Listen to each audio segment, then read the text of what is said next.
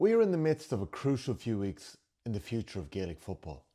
Just last Thursday, Jim Gavin and his Football Review Committee launched their interim report, a 204-page document that includes 7 core enhancements that they will be bringing to Special Congress on the 30th of November.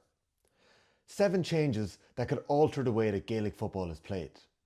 This weekend, we'll get to see these proposals in action in Croke Park in a revamped interprovincial tournament where Leinster, Ulster, Munster and Connacht will have some of the best players around the country playing under these new rules. The rules that do get voted through Special Congress on the 30th of November will be in play at both club and county for the entirety of the 2025 season, where they'll then be reviewed with a view to make them in the rulebook for the 2026 season onwards.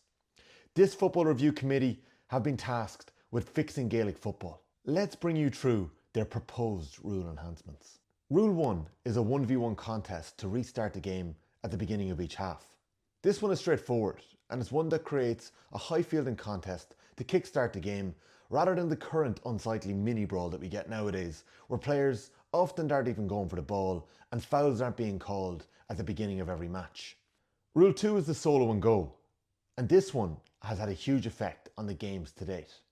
It's a personal favourite from many of the committee, and it's one where they've seen huge reward in the sandbox games that they've played and tested these rules in.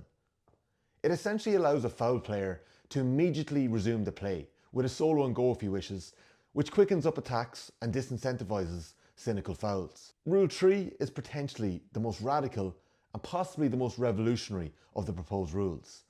It's the 3-3 structure rule, where each team must have at least 3 outfield players in each side of the field. This is important for a couple of reasons. It means that a team can no longer use a blanket defence of 15 players back.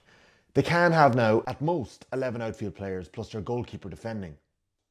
This will ensure more space for the attacking team to create attacks.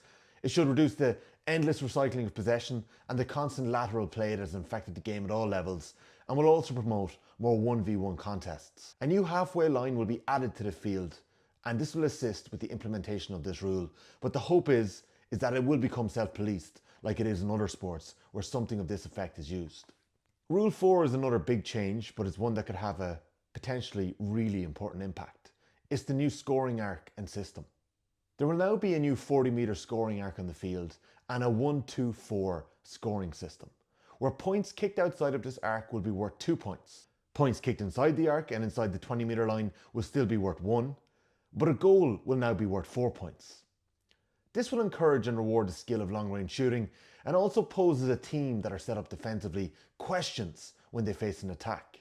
Do they sit deep and make sure that they don't concede a goal which is now worth 4 points? Or do they push up and try and apply pressure to a team who have many long-range shooters that can pick off 2-point shots at ease? In tandem with the 3-3 structure rule, this new scoring system should incentivise quick attacking play. Rule 5 is one that has caused a little bit of consternation. It's the new revamped attacking mark inside the 20-metre line. This proposal bins the current advance mark, which was used so rarely as it was in games to date, but also didn't do what it was meant to do, which was encourage long-range kick passing and reward high fielding.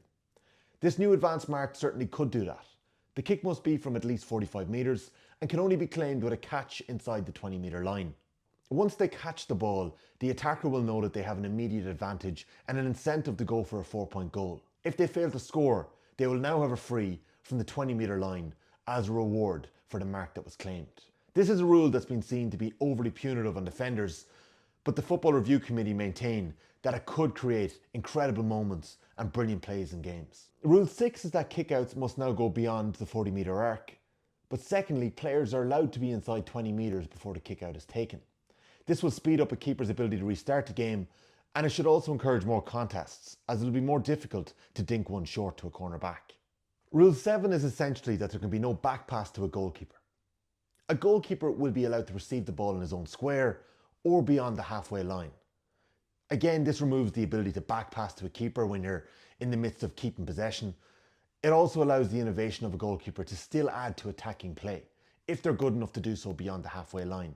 While some goalkeepers may not like this restriction, it's seen to be a necessary enhancement to stop games of piggy in the middle that we've seen develop, where teams are holding on to possession and just popping it over defenders' heads, with the goalkeeper being the extra player in the defensive side of the field. So there you have it, the 7 core rule enhancements that have been proposed by Jim Gavin and the Football Review Committee. And while it's one thing reading about them on paper or listening to analysis of them on the radio, it's another when you get to see them in action and check them out. And this weekend, the country will get that opportunity.